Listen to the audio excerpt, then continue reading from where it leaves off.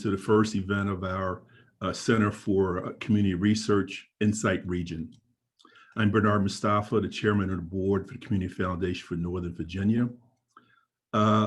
Before we jump into the event, I'd like to take a moment of silence for the 383,000 Americans who passed away due to COVID, to the 6 Americans who died in the riots at our Capitol, and a moment for our nation for healing and moving forward. So if you can just take a couple of minutes of thoughts and prayers, just a moment rather, thought and prayer.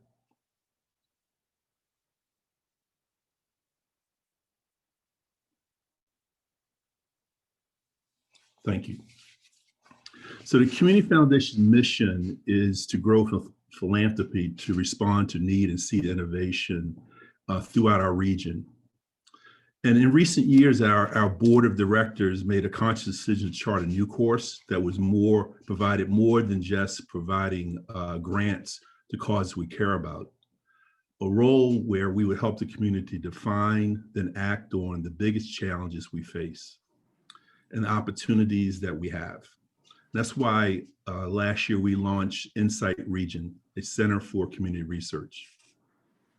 It's our belief that Insight Region become a key contributor to reliable and local analytics, strong community insights, and better outcomes that ultimately make our region more prosperous, inclusive, and strong. It will be a key ingredient in building a community that truly works for everyone. And I'm really excited to turn the floor over to the president and CEO of the Community Foundation, Eileen Ellsworth. Eileen. Thank you, Bernard, and welcome everyone. You know, inclusive prosperity has been a key funding priority at the Community Foundation for Northern Virginia for many years now.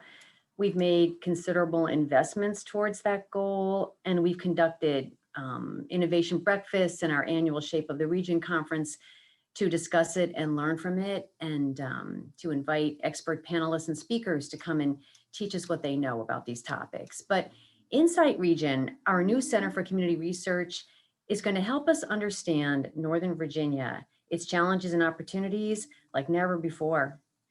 National trends are always interesting, but to make home a better place, we simply need better quality local data and a lot more of it.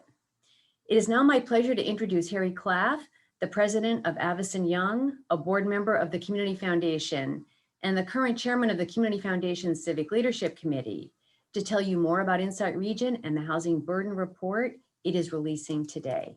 Harry? Thanks, Eileen. And as Bernard and Eileen both mentioned, Insight Region was launched last year by the Community Foundation to study local trends and data, convene regional leaders, and promote civic and social action. While the Community Foundation has been data-led for years, authors of numerous thought-leading publications, our leadership and board believe that there had to be more permanent, sustainable process grounded in analytics to ensure greater visibility regarding areas of need and inequity. Insight Region will play a significant part in our annual Opportunity Index. With the addition of Elizabeth Hughes, who you're going to hear from shortly, we're committed to providing focused research required to shed the light on areas of vulnerability. With this Housing Burden Report, we're taking a very important step in the direction of informing for the purpose of philanthropic, public sector, and private sector action. What you will see and hear today is that Northern Virginia households face one of the country's highest rates of housing burden. This has both social and economic implications for our region. We'll discuss the social implications of housing affordability during this hour, but I thought I'd spend a minute or two on the economic impact. Housing burden can be an inhibitor to sustainable upward mobility. This has a profound impact on economic growth. Every year, my firm, Avison Young, publishes a report on global macroeconomic trends with a slight bent on how these trends impact the global real estate markets. Of our 10 trends for 2021, several address the importance of housing on communities. Here are 3. Work from home. Since March of last year, we've been working from home.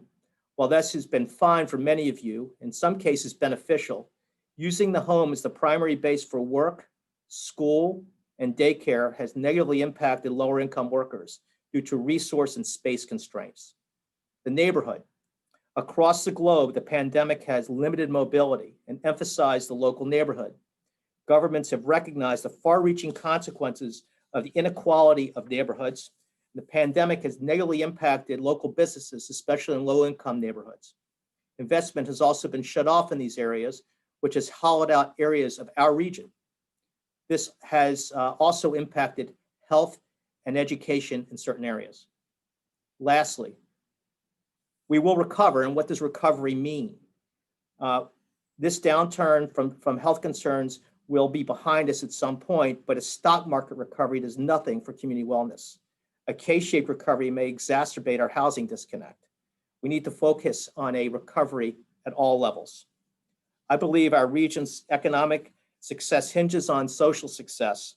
Left alone, the equity gap will widen. And this is why we can't leave it alone. And this is why research and its narrative, as you're about to hear, needs to be actionable by the public and private sectors. It's key to our region's future.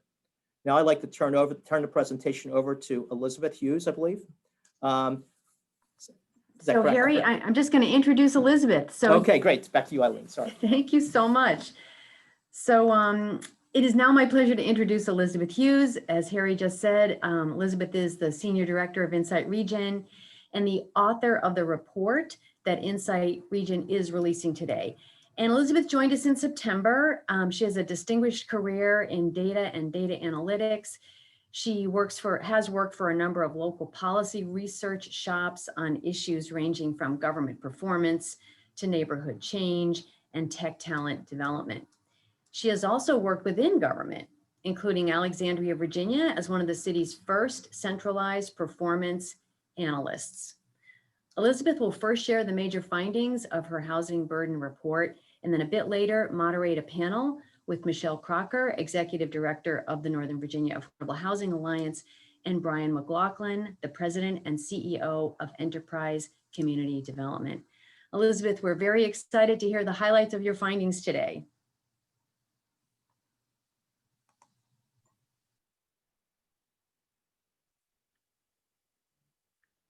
Oh, yeah. Thank you, Eileen, and thank you to Harry, and thank you to everyone who has joined us for this critical discussion today. So today's presentation is focused on housing affordability, but I wanted to provide a little bit of more context of why we've chosen to look at it. And Harry mentioned that we're looking at it from the social and economic perspective of what this means to the region. It's also part of the Community Foundation's growing focus on inclusive prosperity and greater self-sufficiency. So how do we create an environment, a region, race, nativity, occupation, or family structure to be self-sufficient and to thrive here? Achieving this goal is actually quite expensive. The University of Washington establishes something called a self-sufficiency standard, which shows the minimum amount that different family structures need to have a basic standard of living here. For a single adult, it's about $2,700 a month, and for a family, it's around $6,000, depending on their family structure. As housing takes up a greater share of this budget, it becomes much, much harder for people to be self-sufficient. Once those costs exceed 50% of household income, that household experiences something called severe housing burden. Within our region, severe housing burden isn't actually that big of a problem overall. So 11% of Northern Virginian households experienced severe housing burden in 2019, which is about 3 percentage points lower than the national average at 14%, and much lower than other tech hubs and economic centers such as Los Angeles, New York City, the Bay Area, and Seattle. This is really good news. It means that for the most part, people can afford to live here. While many of us may experience a bit of sticker shock when we see housing costs, it doesn't mean that those prices are not affordable to many Northern Virginians. The problem with an aggregate measure like this is that it misses a lot of the story. It focuses on the entire population rather than the population most likely to experience the issue. In 2019, again, 11% of the overall population experienced severe housing burden, but when you break it down by income, it changes our story quite a bit.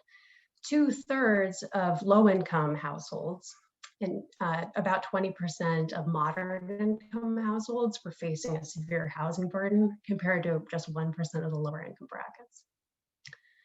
So controlling for income not only changes our story, it also changes our ranking. When you look at us compared to these other large metropolitan areas, we had the highest rate in the entire country of severe housing burden among low-income households, and the 6th highest rate, pretty much in line with New York City, among moderate income households. It's a much, much larger problem than that aggregate statistic suggests. So I won't get into a lot of detail about why this is happening. We have Michelle and Brian here to elucidate some of that, and also a report that I hope to look at. But generally, housing burden is an equation. It's a balance between housing costs and household income. So there's a supply issue, and there's also an income adequacy issue. On the supply side, again, I think Brian and Michelle can get into a lot more about the supply of affordable housing. But you see even from this graph that while the number of households that require affordable housing, so this is households earning less than $50,000, has remained relatively flat since 2012, there's been a pretty precipitous decline in the number of units rented at that level. So we're seeing, demand pretty much flat, and then a declining supply. Where this is happening, overall, Northern Virginia has a lot of struggles with housing burden, but there were 3 areas in particular that had very high rates, and it was McLean, North Arlington, and Lorton, Southeast Centerville. We saw somewhat lower rates within Leesburg, Western Loudoun, and then also the cities of Manassas and Manassas Park. On the income adequacy side of the equation, it's really interesting, and I was actually pretty astounded by this, that we found that over half of households that are experiencing severe housing burden were headed by somebody who was working, and the majority of those individuals were actually working full-time, implying that employment alone is not enough to avoid this condition within our region. So if you look at what occupations are experiencing housing burden at very high levels, you can see that a lot of them are traditionally lower wage jobs that often don't come with benefits and as much flexibility. We also compared their rates of housing burden against the national average. So you see, for example, for food preparation and serving workers and janitorial custodial staff, there's an enormous level of severe housing burden relative to that share in the national level. I just want to talk briefly about what the implications are of COVID doing this, that these occupations in 2019 were already struggling at very high levels to be self-sufficient. They're experiencing severe housing burden. When you start to think about what it means for any kind of loss of income that may happen after this pandemic, the results will be devastating. So we're going to be looking at this data again in 2020, but we can imagine that as households start to lose their income from these jobs, from reduced hours or unemployment, there's going to be a pretty substantial impact. So who's affected by it? Because of the strong link between housing burden and household income, this condition is much more likely to impact those communities with limited access to income, wealth, and living wage jobs. For example, you see in the charts the share of severely housing burden households that are different racial or nativity statuses compared to their portion of the overall population in Northern Virginia, and then comparing that to the US. And so you can see that not only is there disproportionality in Northern Virginia, there's a much larger gap between what's being experienced in Northern Virginia and the US average. The impact on our residents is pretty substantial. If you don't have enough money to afford housing and other essentials, you begin to cut corners, skipping meals, skipping credit card payments, delaying medical care, delaying fixing up your house if you own your home. There's an increased need for public assistance, and there's a constrained quality of life that comes from living paycheck to paycheck or falling deeper into debt, and reduced economic opportunity for children. There's a specific word for lack of self-sufficiency due to high housing costs, and it's shelter poverty. As Harry mentioned, there's a bigger impact too, that this problem is so widespread for our lower and moderate income households that it becomes harmful to the region too. It's a social and economic problem that concentrates hardship in our most vulnerable and marginalized populations, and impedes our ability to grow a more inclusive, sustainable, and equitable region. The brief, which I believe was posted on our website about 15 minutes ago, shares a number of short-term, long-term, and targeted strategies for addressing this issue. But I'm not an expert in this. My role and the role of Insight Region is really to shed light on the issues, to present data in an interesting way that sparks conversation and gets people to focus on the solutions, and to pull in experts in the field and community leaders who have a greater depth of knowledge and can talk about these issues. So with that, we're going to move into today's panel, and I've asked each of our panelists to first talk a little bit about their perspective on this issue and share some of their knowledge to help frame our conversation later.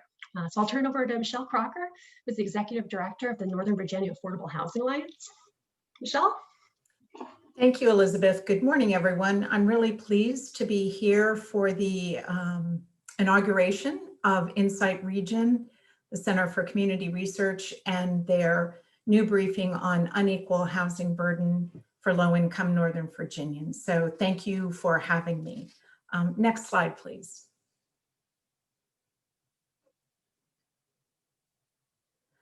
A little bit about our organization. The Northern Virginia Affordable Housing Alliance is an affordable housing advocacy organization working across multiple Northern Virginia jurisdictions. Our mission is to promote healthy, sustainable, and equitable communities that meet the diverse housing needs of Northern Virginia residents. Our activities include housing research, public education, and community engagement to support public policies and the financial resources and investments needed for affordable housing. And we have a sustained commitment to addressing racial inequities and meeting the housing needs, in particular of low and moderate income households. Next slide, please.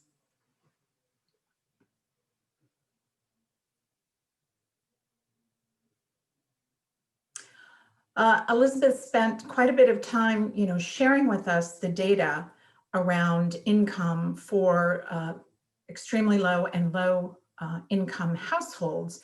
And we know that's one of the reasons that we have this affordable housing crisis in our region, that incomes are not keeping up with rising rents. But there are two other factors. One is the loss of affordable units. Since the year 2000, Northern Virginia has lost approximately 4,000 units of older market rate affordable housing annually due to rent increases, demolition, and redevelopment. And new construction really only provides a fraction of the units that are lost. And so a recent study from the Urban Institute showed that currently we are short over 30,000 units for people in the very low or low income category. And they project that through 2030, we will need an additional 74,000 units to house people at the low, very low and low income levels. Another important factor are the significant cuts in federal funding. Since the 1960s, the federal government contribution to affordable housing programs has been declining, and this has shifted the financial burden to state and local governments. Next slide, please.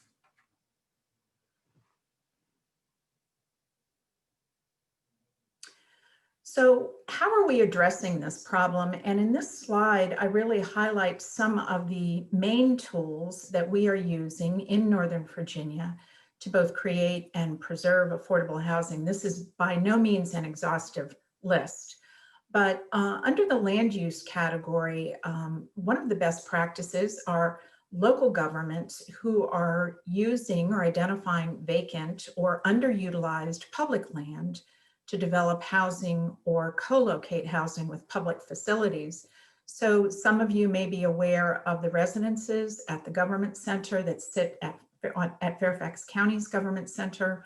Also, the fire station in Potomac Yards in Alexandria, which provides 64 units of affordable housing over a fire station. So with land being a major driver of affordable housing cost, development of affordable housing, this is a best practice and a creative policy that we're using in Northern Virginia. Zoning tools are provided to increase density, primarily to market rate developers in exchange for including affordable housing in a mixed income development. And we see this used most prominently in transit centers, areas of where there's employment centers or amenities or services. A very important tool are the local housing trust funds that most of our local governments have adopted to provide the gap financing to develop affordable housing. It takes many layers of both debt and equity to create housing, especially for people at the lower income levels that we're focused on here this morning. So these local housing trust funds are an important tool. And then there are other strategies to adopt preservation policies, which is critically important to retain the affordable housing that we do have in the region, create rental assistance funds, and also to adopt more flexible land use and zoning, which is something I will mention shortly. Next slide, please.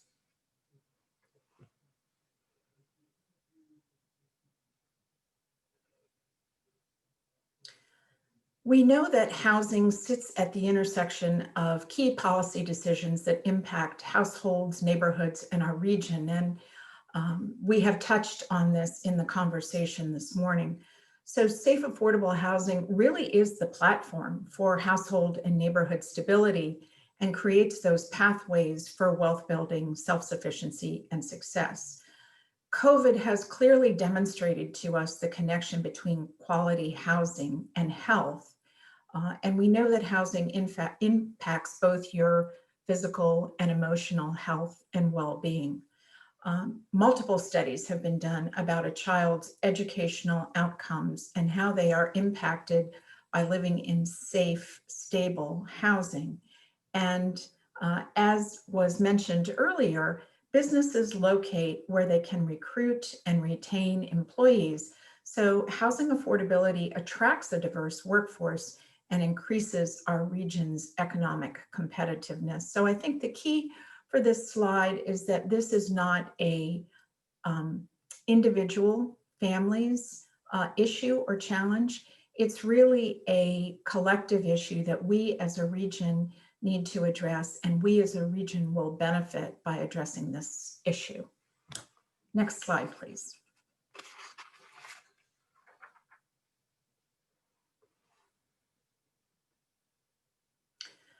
So you may ask, are our current policies working? And clearly statistics show that as a region, we have inadequate housing supply and shrinking affordability in both rental and homeownership units. And the result of this is overcrowding, unsafe conditions, and longer commutes as people travel further and further outside of the region to find housing that they can afford. A huge contributor to this is outdated zoning policies which don't reflect the housing types and the locations where people want to live, and this contributes to our housing shortage. Next slide, please.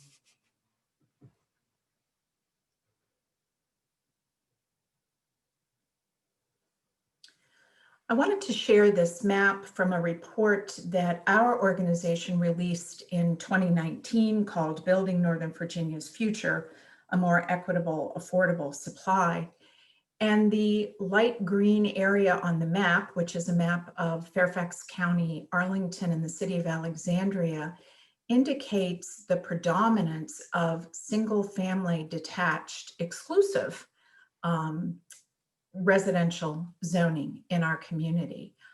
For Fairfax County, 82% of all residential zoned land is single family detached, 87% in Arlington County, and 43% in the city of Alexandria. This results in homeowners associations really having an oversized influence on land use decisions in our communities. Single family detached zoning dominates our residential patterns, and this maintains the legacy of segregation and promotes exclusion. And I think more and more we are becoming familiar with our history of zoning, why it was put in place, and how it was meant to be exclusive and segregate certain groups of people out of our communities. As a result of all this, a diversity of housing types, which would promote greater access to quality neighborhoods, is prohibited. Next slide, please.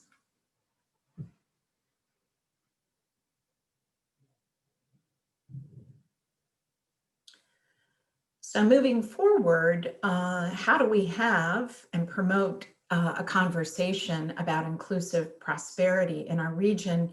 And this is, these are recommendations from a report that the Urban Land Institute released last year to talk about how we discuss this issue in our region. And it starts with developing an engagement process that includes both the public and private sector stakeholders to build a shared community vision for the future.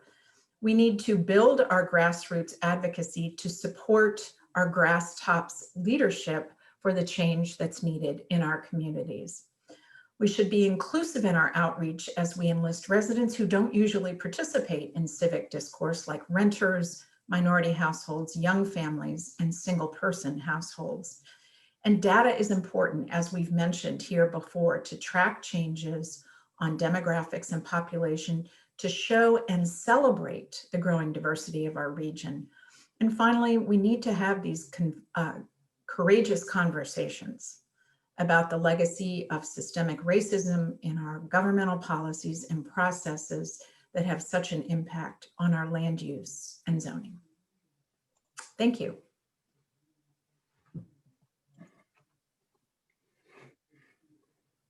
Thank you so much, Michelle, for those comments. I'm now turning it over to Brian McLaughlin, who's the President and CEO of Enterprise Community Development, for some of his thoughts. Great. Before we launch into our panel. Thanks, Elizabeth. Thank you, Michelle. I think Michelle covered a lot of it, and I will try to piggyback on a few of the concepts. So first, thanks for having me. I think this is a great conversation. I'm still calling today December 44th. I'm not yet ready to accept that the calendar year has changed. There's just too much that I had in my head about what 21 would represent, and we're not quite there. But I think as we start the year, one of the things that's wonderful about talking about this so early in the year is that so much of what's happening in our country right now comes back to these core questions of region, regionalism. They come back to questions of, do we know our neighbors? They come back to questions of who are our neighbors, and they come back to fundamental questions of, do we understand each other in this society today? And these are fundamentally tied to housing, because housing affects everything we just said. And so I'll walk through a few slides that I think help to sort of tell this story, and would love to dig deeper as we get into questions. So very high level, the company I'm with is Enterprise Community Development. We are a nonprofit developer of affordable housing in the Mid-Atlantic region. And by that, we say we actually focus primarily in the DC Metro and Maryland markets. We're actually the 5th largest nonprofit doing this work in the country. And in the region that we're talking about today, Northern Virginia, DC, our book's probably a little more than $500 million of properties. Next slide.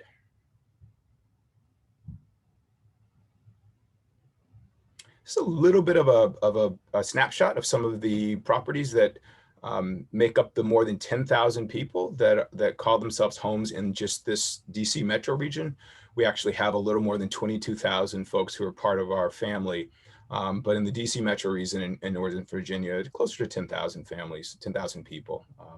And so these are some of the properties that we really think about as this launch pad into life, this launch pad into the world of opportunity and growth. And we not only build the units, but we try to build the lives that are inside the units.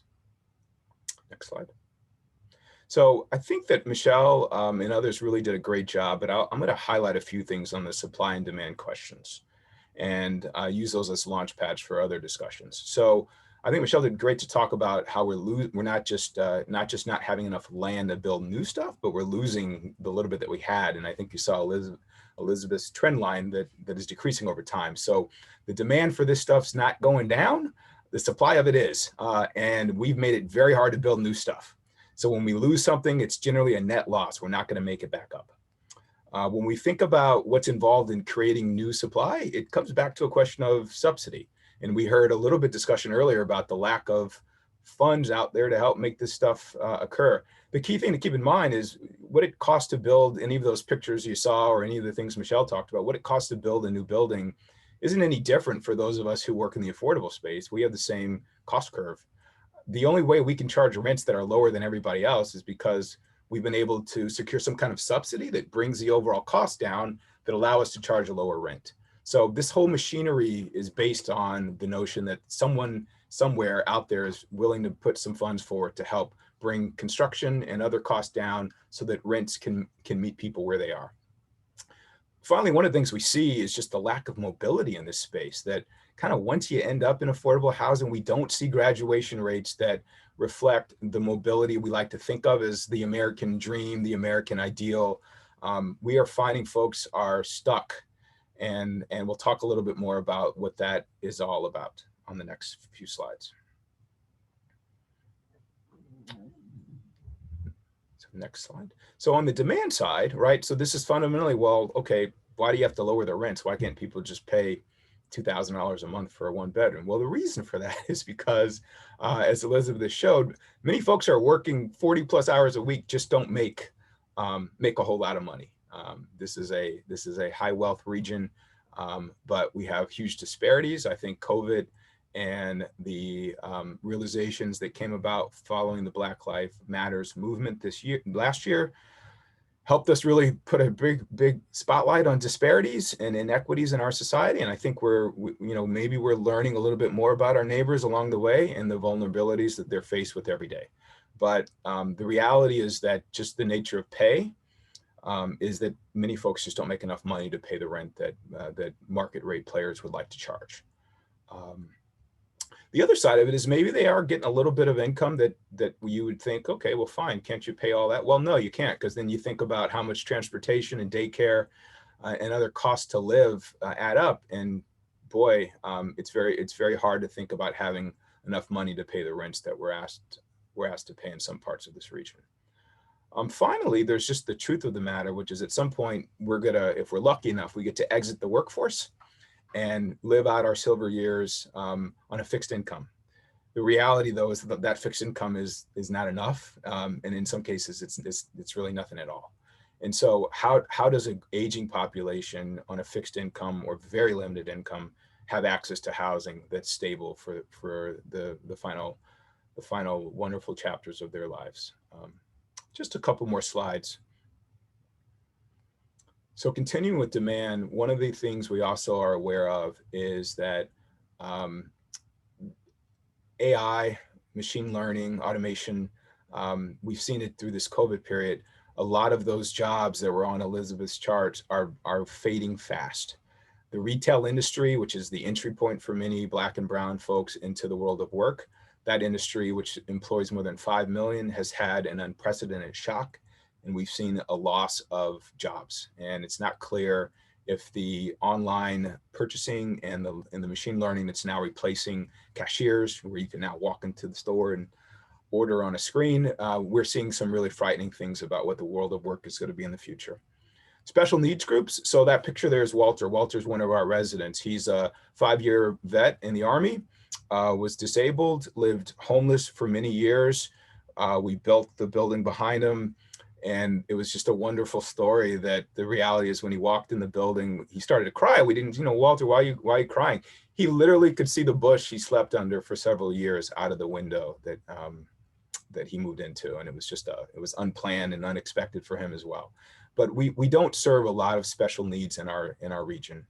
And we need to do better. We need to have more targeted programming that deal with folks who are aging out of foster care, physically and mentally challenged folks. We just don't do enough. Finally, we talked about this a little bit. Poverty begets more poverty. We're not helping folks move out of poverty in any sustained way. So that's the, I think you heard these themes through Elizabeth and Michelle, and I think kind of what we do next are the key questions. And I think I'll end on kind of where I started, which is we're largely in a place now where not only do we live in more of an isolated bubble than we've ever lived in. I think COVID has sort of forced us into the bubbleization of our society. I think we were moving there anyway. We then had some national conversations around let's make sure lower income folks don't move into the suburbs. And it became part of a not only a 60 Minutes conversation, but it became part of a platform for conversation at conventions during the election season. And it's a conversation that didn't end. It's still here today. Do we really think and believe that certain parts of our region should have their doors permanently closed to certain people? People who are the essential folks that keep our region going, but perhaps don't live in the neighborhoods many of us live in. And it's a core question about who we are and who we want to be. But I think regardless of where the future is going, where we are today is we live so bubbleized, we don't know each other, and fear has now kind of replaced the unknown. And so when you don't know someone now, we have gotten to a place, in my opinion, where we fear them. We fear them like we've never feared our neighbors and fellow Americans. And that's a frightening place. And I think it comes back to housing, it comes back to neighborhoods, and it's part of what we've all got to work better at. So thanks, appreciate this conversation. Thank you so much, Brian. Thank you so much, Michelle. This is a hard conversation to have, and it's hard in part because of how dire this situation is in Northern Virginia for our low and moderate income families. And it's also hard to have because, as you mentioned, Brian and Michelle, there aren't easy solutions to the problem. I'd like to kick off the panel portion of our presentation with a question first to you, Michelle. So the report that we've put out focuses specifically on how housing affordability impacts shelter poverty, so the ability for families to be self-sufficient. And you touched on this a bit in your presentation, but can you talk a little bit more about how else lack of affordable housing is impacting families and individuals? You mentioned the safety and security of housing, and then also some of the special populations that Brian mentioned, the seniors and individuals with special needs.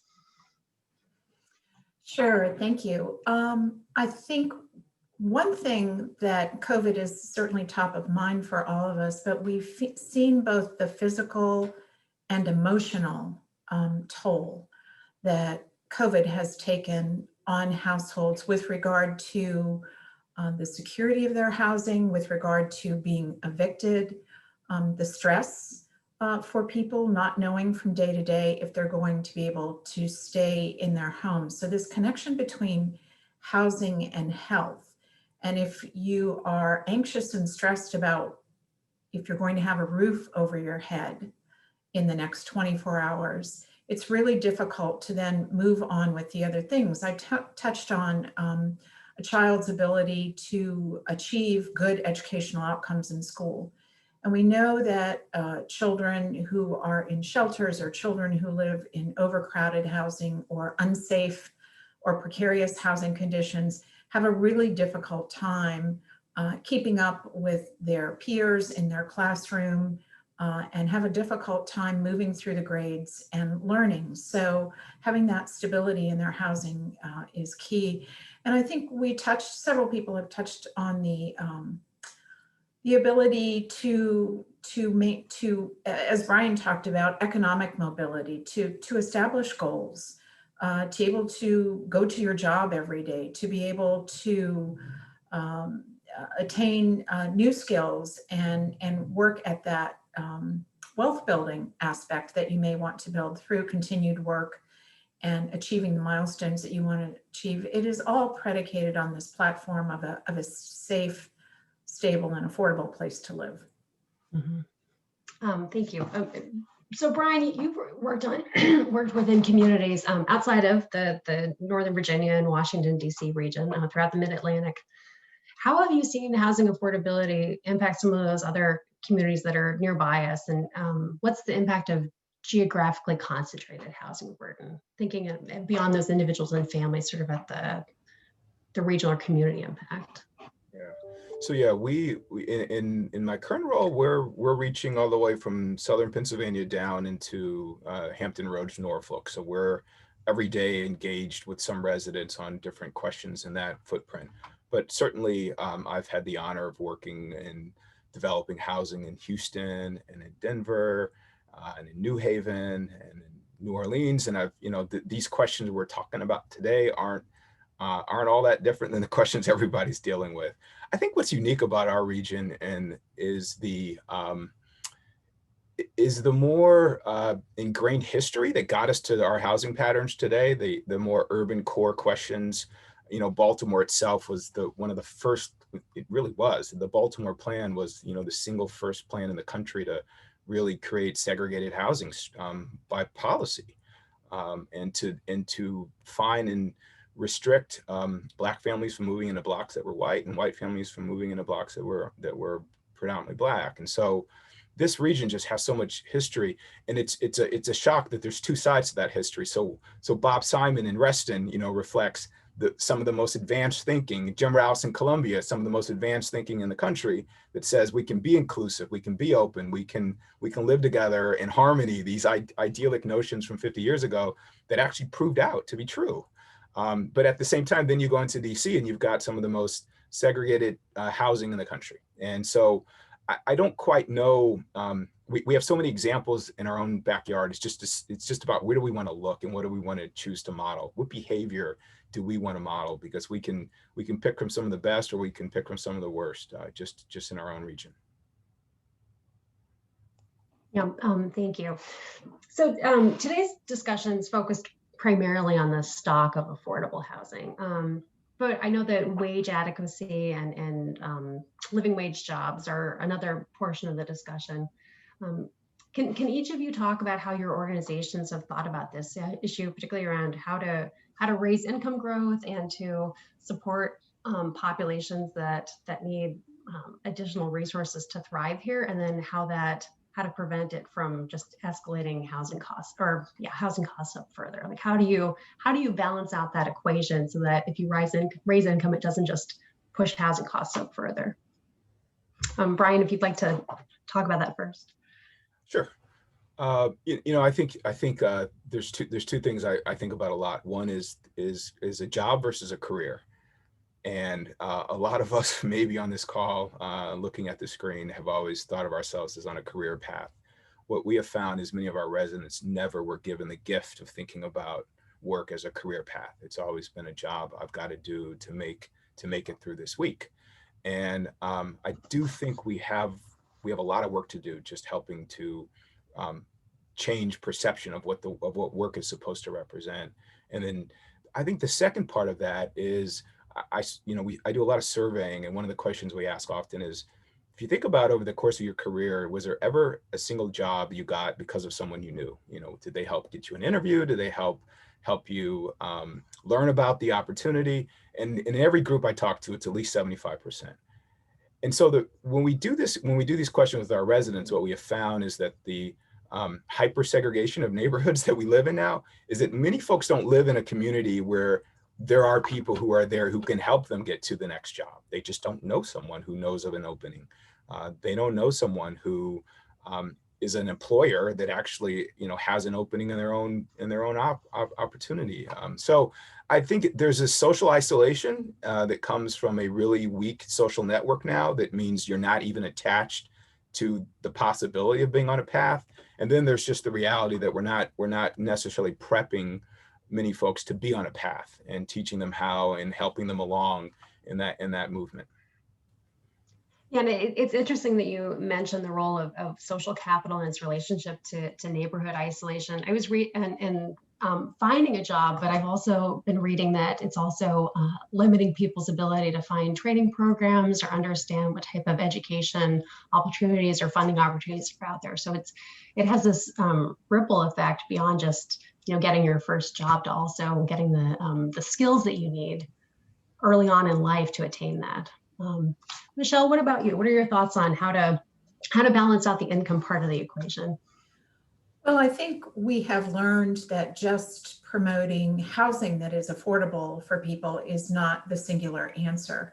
And so if you look more broadly, we've talked about creating housing in neighborhoods of opportunities, allowing people at lower income levels to move into those neighborhoods of opportunities. But I think it's really important to also look at investing in communities where low income families are living. I know that this can be somewhat of a controversial notion, but we know in the work that we've done in many of these communities that people are have connections in the communities that they live in, social connections and relationships through their church, through their school, through their neighbors. And I think what we need to do is create those opportunities that Brian just talked about, where people can think about careers rather than jobs, or they do have access to opportunities to network. And so we need to encourage investment in those things like tech startups or entrepreneurship.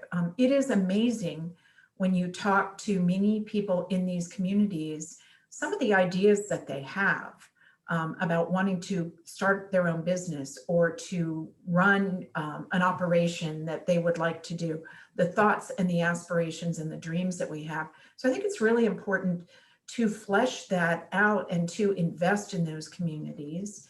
And I hope that this is maybe a call to our universities and our large employers to look at ways where they can really promote this kind of wealth building within our lower income communities, and not just look at it as moving those people to another neighborhood, but actually investing where they are.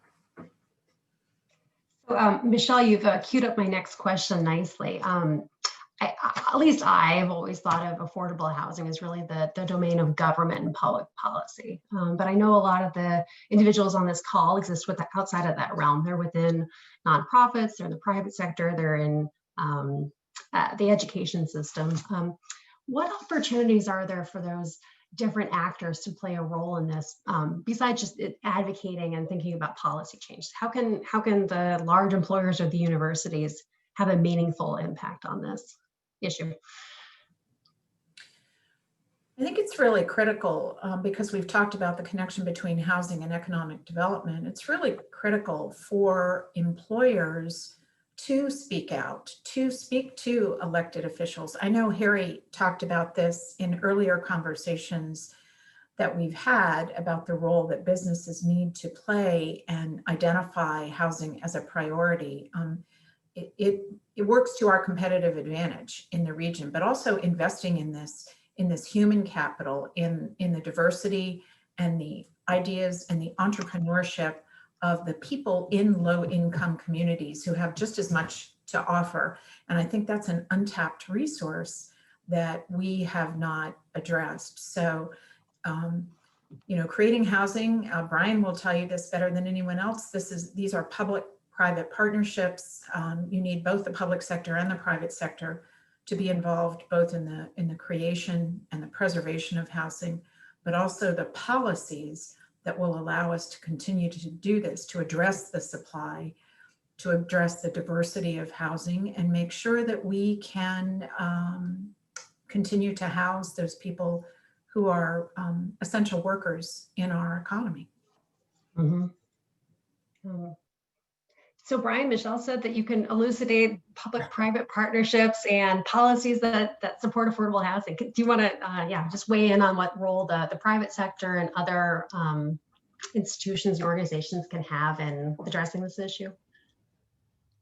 Well, I think as Michelle kind of hit on, It's a big question. You know, what role does Amazon have? You know, what's the responsibility of Amazon to helping to house folks in our region? What's the responsibility for Harris Teeter to ensure some of its workers have a safe and secure place to call home? You know, we can go back in our history, and we used to hear about company towns and, you know, employers who, you know, down by the docks in Baltimore would build housing for their employee. I mean, we used to have a different relationship between employers and employees. We're now in this world where, you know, my job is to pay you market, and your job is to figure out, you know, how you're going to survive. And even if market, even if market's below $15 an hour, if that's market, I'm going to pay you that, and the rest is on you. I hope that as a society, we're getting a little bit more morally woke, and coming to a conclusion that maybe just everybody fending for themselves isn't getting us the country and the economy we want. And maybe there's more of a role for universities. Maybe there's more of a role for hospital systems. Maybe there's a role for companies that just frankly have the profits that they can invest back into their communities. And the world is, you know, I remember seeing a chart that looked at how many employees the top 5 companies in the country used to have. Like, you take the GEs of the world with tens of thousands of folks, and then you replace that with Amazon, where it's a fraction in terms of people, and the folks that work there are more in warehousing and fulfillment roles than they are in what. So we just have this world where the top employers now have, you know, 30-40% of the number of employees that the top employers used to have. So the world of big employers sort of taking care of everybody is over. And I think it's now a question of how do small, local, community-based foundations, groups, people, philanthropic folks, how do we all accept that we have some role to play, or think that we have some role to play, and what could that role be? And I think that it's really more, you know, you're seeing examples. We saw Mackenzie Scott, who gave away $4.5 billion last year, literally $4.5 billion to hundreds of nonprofits to help these questions. Enterprise was fortunate to get a piece of that as well. And so we're all trying to understand how do we play a role. And I think we can lead with examples from some of those that we've heard about recently. Thank you. There are many questions in the Q&A that we will not be able to get to, but I will address that in a second. But there is a question from Tom Villa. I believe that's how his name said. What can we learn from other jurisdictions? So are there examples of communities that are similar to ours, or that aren't, with caveats, that have had success in providing more affordable housing, and how are they doing that? What are some bright spots throughout the country? I'll start with that. I think that here in the Metro DC region, we are aware and have used in varying degrees almost every tool, financial, regulatory, and land use and zoning, that you could use. There are a few that we are trying to break through the barriers, especially when it comes to breaking open these single family detached neighborhoods. And we see places like Minneapolis and Portland, Oregon. But I think when you look at the National Low Income Housing Coalition, that does kind of a study on metropolitan areas across the country, you will see that no one is really successfully tackling this issue of providing affordable housing for people at the lowest income levels in their community. So it's a combination of all the things that we've talked about here. It's using the tools, it's building the grassroots capacity for advocacy, it's having the political will from our elected officials to make the tough decisions that maybe some people in the community do not want to make.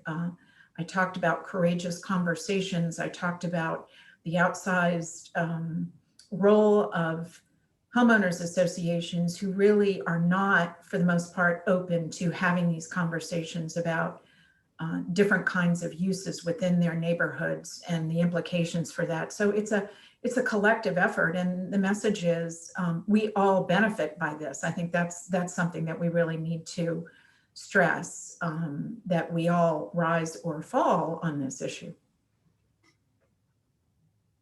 Ryan, any other communities that you can think of that have had success with this that we could think about as follow-up research even? Yeah, no, I think Michelle got it. I don't have a whole lot more to add. And I will just second the point that there's actually some pretty great leadership and innovation here in Northern Virginia. I think that we can follow some of our own examples and accelerate and amplify what we've started to do. The political leadership here, from the state VHDA to Fairfax County Redevelopment Authority, the Housing and Redevelopment Authority. I mean, there's great people and great thought and great genuine passion. And I think it's just, if we can meet that with the will of a public that wants to make this happen, I think we can go pretty far just here in our own examples. So thinking about the human resources we have, that there's a lot of energy and support and leadership around this. And thinking about the year that we have ahead, which Brian, to your point, I hope is there's going to be a sea change soon. So we feel like we can really embrace a new year. What do we need to focus on in the coming year? What should be the top priority to start working on this issue in the coming months? If you could pick one thing that we really need to focus on, what would it be? I just real quick, and a very simple answer is we started last year something we're not used to doing, which is a root cause, kind of like a core issue analysis to really get at not just the surface of issues, but what is the underlying reason why we are where we are. And I would just say, if we can continue in 21, really asking the questions that have been taboo and difficult for so long, to really ask the questions, why is it that we have such tight pockets of poverty? Why is it do we have such we have a more racially segregated society today than we did 50 years ago? Why? I think if we can just ask the why with a open heart and mind for the real answer, I think that would help be my dream. Thank you. Michelle, what about you? What's the top priority for you in the coming year? I think Brian has really hit the nail on the head. So I'm going to second what he has said. The root causes of why we're where we are and what that means for all of us. I can't stress that enough. It's not a them versus us. It's a we issue. And if we're really going to if we want to be the region that the rest of the country looks at and says they're getting it right, then I think these are the kinds of questions we need to ask. We certainly need to preserve the housing that we have. Let's start with that. But then let's ask the questions of why we are unable to improve these high poverty communities, why we are unable to increase our supply in other neighborhoods when we have, as that map demonstrated, so much land and the capability to do so much more. Mm-hmm. Well, thank you so much, Michelle. Thank you, Brian. I really enjoyed this discussion. I really enjoyed our chances to chat and the period leading up to the release of this brief. So thank you so much for both of your leadership and advocacy and passion for this issue and the populations that you serve. So thank you. I'm turning this over to Eileen, but just briefly, we haven't gotten to, I think, 22 of the 23 questions that were asked in the Q&A, but please note that we will take note of them. And then if you want to follow up with any of the three panelists, our contact information is listed on the slide. And I'll turn it over to Eileen to close us out for the day. Thank you, Elizabeth, and thank you, Michelle and Brian, for a great panel, thought-provoking, terrific panel. And thank you once again, Bernard and Harry. It's a daunting issue, but I do feel that the answer is in the local community, and that the more aware we are of the issues, how we got here, and what's possible to change the equation right now, the better our chances of changing the equation. So back to the whole reason we launched Insight Region, just help us understand our opportunities and challenges at a deeper level. So the full housing report brief, including all of the charts and data presented at today's event, is has already been posted, I believe, on our website. So if you simply Google Community Foundation for Northern Virginia, Insight Region, you'll be able to download a copy of it there. And we're also going to send a copy in PDF form to every single email address of everyone that registered for today's event. We had over 215 registrants for today's event. So there's a lot of interest about this issue in our region, which is really very, very hopeful. So thank you all, everyone who participated, everyone who came to listen, for your interest, for your help, for your thoughts. We're going to need all of it. So take care, everyone. Stay well, and we'll see you all next time. Bye now. Thank you. Bye.